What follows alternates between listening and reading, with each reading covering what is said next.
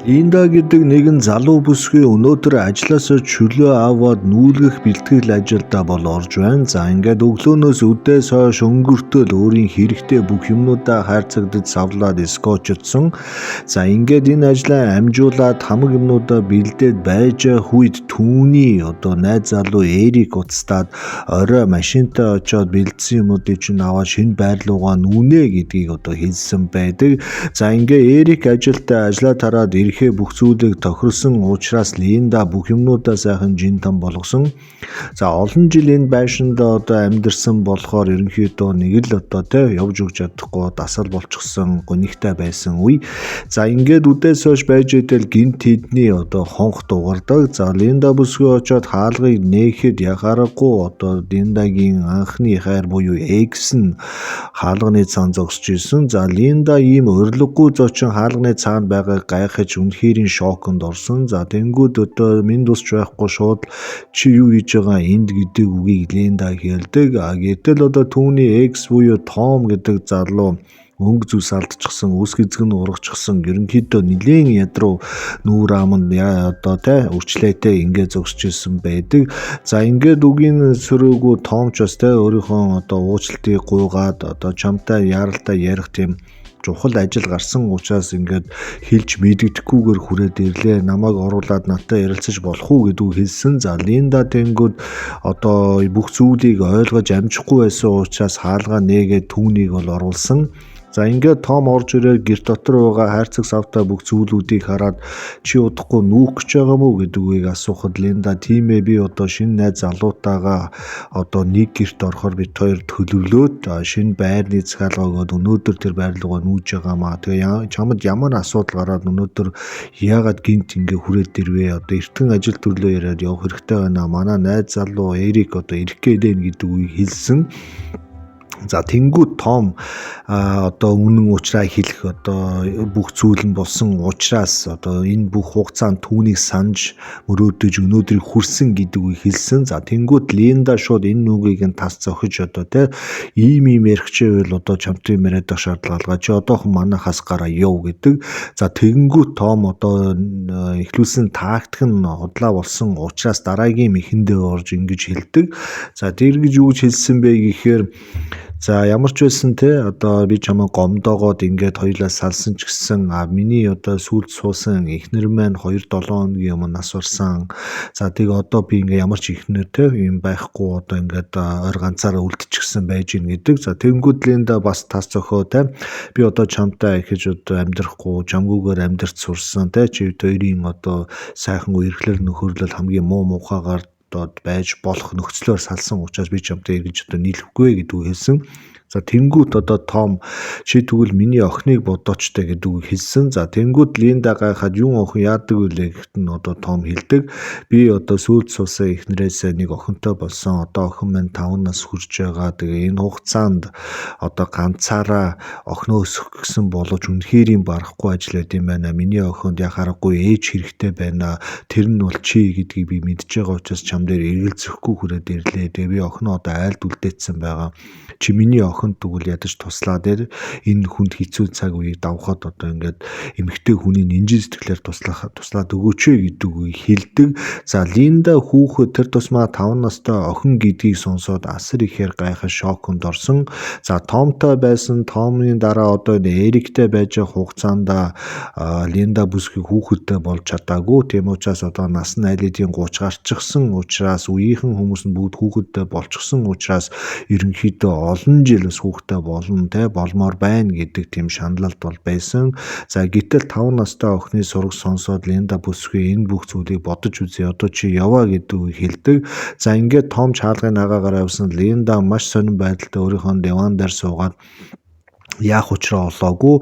Ерөнхийдөө энэ Том Линда хоёрын үерхэл нөхөрлөл энгийн явж байгаа сүулдээ салахтаа буюу Томын сүлд суугаад насарсан эхнэрээс болж энэ айлын амьдрал бол оронгоор эргэж салд сарнсан байдаг. Тэгээ Томыг мартах хугацааг бол нэлээд их орсон учраас Линда бас сүүлийн 4-5 жил ганцаараа ингэж амьдарч байсан. За сүүлд нь Эрик гэдэг залуу гарч ирээд түүний алдсан итгэл зовсон сэтгэлийг дэвтээж ерөнхийдөө нэлээд сайхан дотн болоод Линда гэдэг бүсгээд амьдрах бас тийм урам зорилгыг өгөөд өнөөдөр одоо энэ гэрээсээ ингээд нүх хэмжээнд энэ хоёр дотносож байж исэн.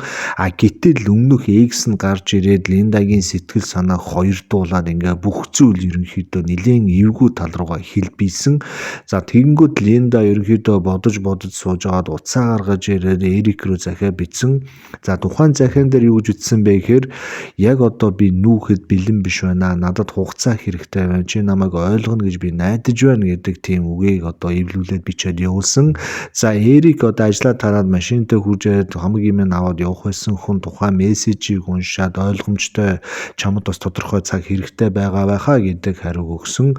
За ингээд одоо гэр орноо нүүх гэжсэн Линда бүсгүй маргааш нь Томтой кафед одоо Томи охинтой хамт уулзнаа гэдэг цаг товлоод тэр шүнийг барсан. За ингээд маргааш нь ноён хитрхийх догдолж исэн учраас хөөхөн бяцхан хүүхэдтэй уулзна гэдэг сэтгэлдээ хөтлөгдөөд хэдий аавд нь гомдсон ааваас нь салцсан байгаа ч гэсэн хүүхэд сонирн байгаа учраас тухайн кафе дээр бараг 30 минутын өмнө яваад очсон. За ингээд кафений газар суугаад хаалга ширтээ сууж байхад яхаарахгүй түүний экс нөхөр Том өөрийнхөө 5 настай хөөхөн охиныг дагуулад орж иржсэн.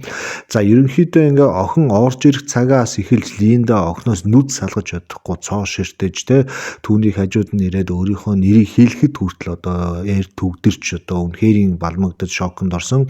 Үнэхэрийн 5 настай маш царайлаг хөөхөн охин байсан учраас Линда бол үнэхэрийн барьц алдаж түүнийг хажуудаа зогсоогоод ингээ сайхан танилцсан. За охины нэрийг бол Ава гэдэг. За Том одоо өөрийнх нь охиныг хараад Линдагийн барьц алдж байгаа, сандарж байгаа, хайр дүүрэн нүдээр харж байгаа бүх зүйлийг нь харж исэн учраас үнэхээр бас баярлаж эргээд X-тэйгээ нийлэх боломж гарлаа гэдэг хандыг авсан.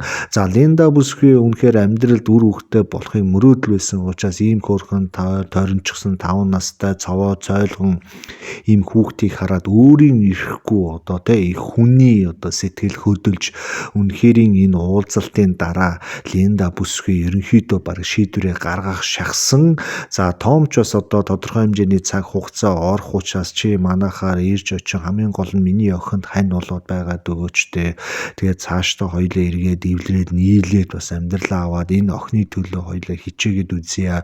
Миний охинд одоо яхахгүй ээж буюу эмэгтэй хүний оролцоо хэрэгтэй байна. Миний ажил төрөл амьдрал бүх юм одоо зогсох гээд байна. Би 14 хоногийн турш энэ хүүхдийг арга ивийн олоод ингэ амьдрах гэсэн боловч яхахгүй эмэгтэй хүний орон зай дутж जैन үнэхээр дутж जैन тэр орон зайг чийл нөхөн чамаас өөр бүсгүй бол байхгүй гэдгийг итгүүлсэн.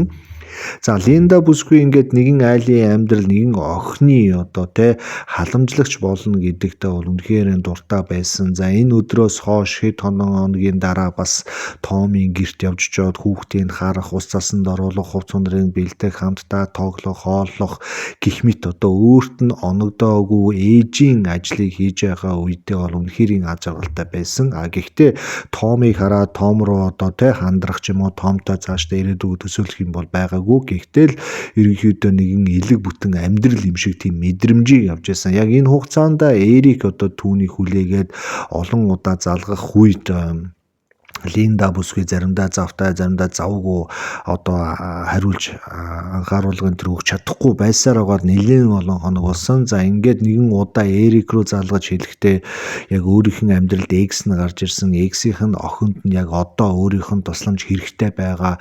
Тэгэхээр чи бид хоёрын харилцаа холбоо одоо төр одоо ингээд завсарлах шаардлагатай тийм он жилүүдийг туулж जैन цаг хугацаанд туллаа гэдэг зүйлийг ойлгуулсан. За Эрик одоо өөрийнхөө хуучин X руугаа сэтгэл нэгэнд эргэж байгаа учраас түүнийг сул чөлөөтэй орхиж үнэхэрийн ойлгоод бүх юм ойлгомжтой хүссэн юмаа дураараа хийдэ гэдэг үгийг бол хэлсэн.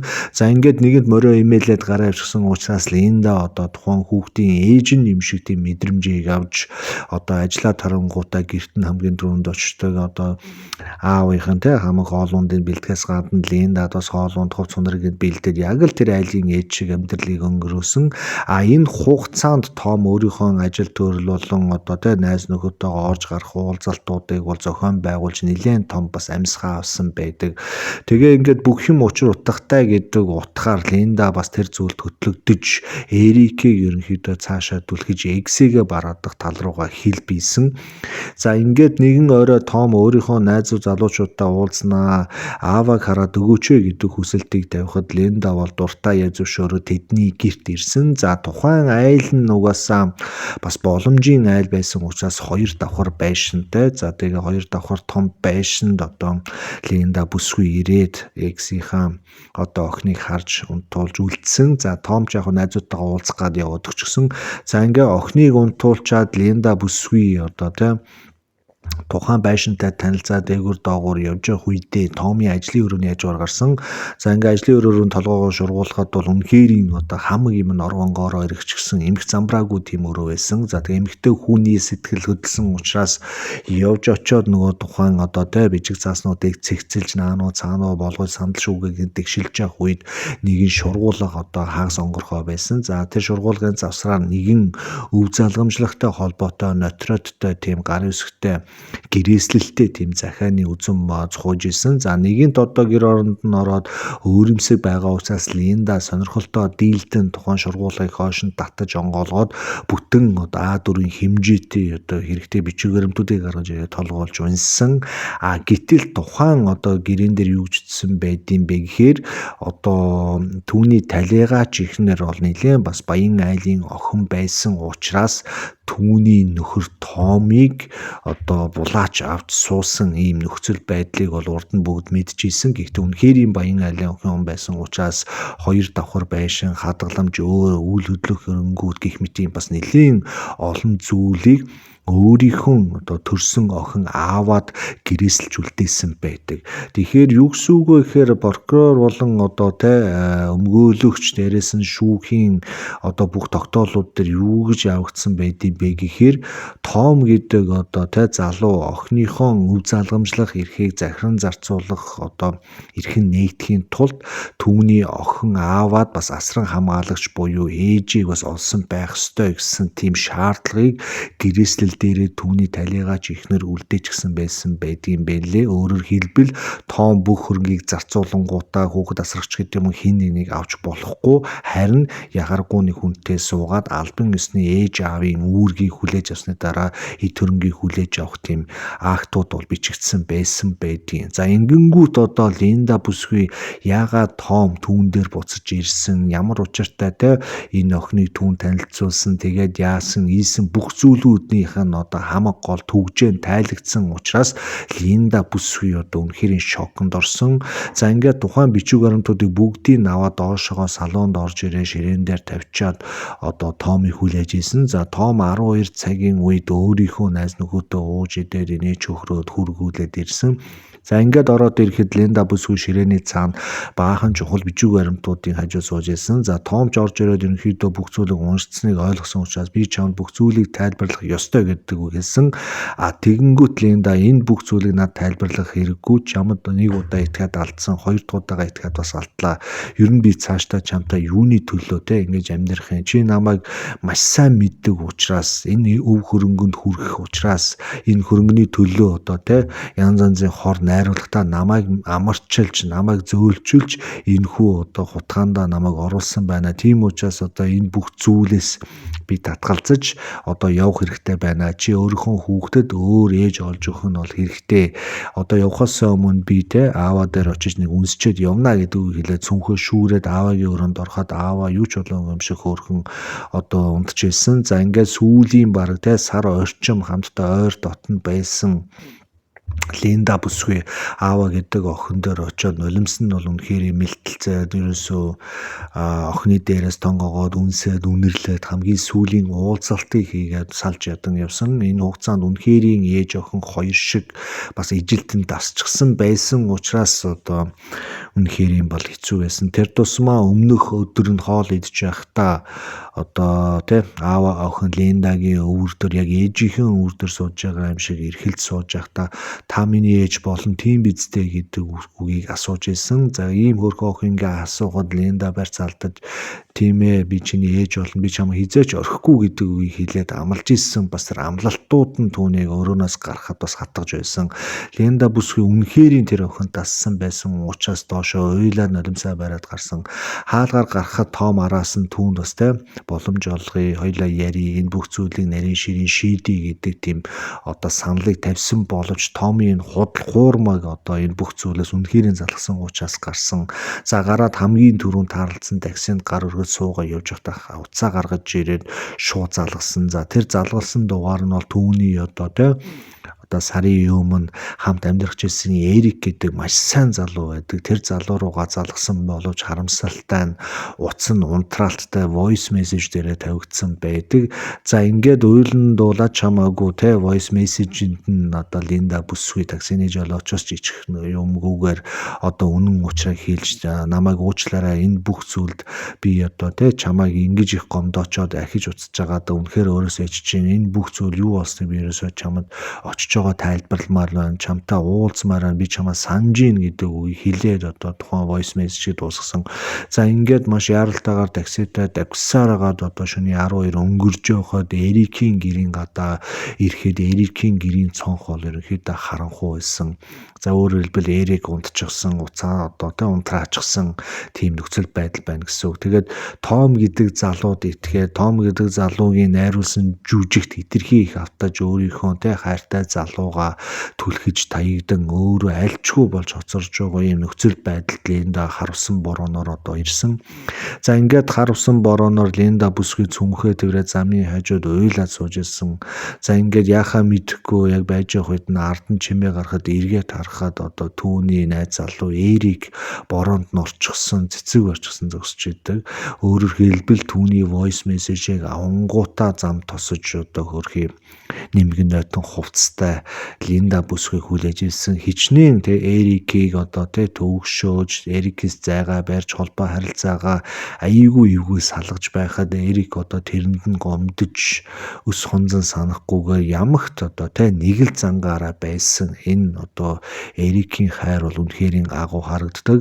Тэгэхээр одоо энэ болсон бодит Линда бүсгийн түүх энэ түүхээс бид нар юу олж ойлгох ёстой вэ гэхээр юм болгон учир шалтгаантай нууц болгон цаг хугацаатай яг түүнтэй адилхан хэрвээ таны экс одоо магадгүй юу гэдгийг тийм анхны хайрч байд юм уу хүмүүс ямар нэгэн шалтгаанаар тантай эргэж холбоо барьж ивэл сайн зүйлхээсээ илүү ямар нэгэн асуудалтай байгаа учраас тантай уулзаж таныг амарчил зөөчилж ямар нэгэн байдлаар холгох одоо тиймэрхүү тактикийн зорилготой ирж байгаа гэдгийг сайн ойлгох хэрэгтэй. Үнэхэрийн хайртай дуртай хүн бол одоо тэ ахиж тантай ойртохгүй танаас хол айлуулгатай сайн сайхан зүйлийг одоо бодож тантай ахиж амьдралд нь гай болохгүй одоо зайд өөрийгөө авч явах юм номтой байдаг. Тэгэхээр яг Том гэдэг залуу үнэхэрийн Линда гэдэг бүсгүйг өөрийнхөө хүүхдээр өргөтөн гэдэг одоо төлгөөг нэлийн сайн биелүүлж тэр нууц гэрээний дагуу эд хөрөнгөнд хүрэх шахсан.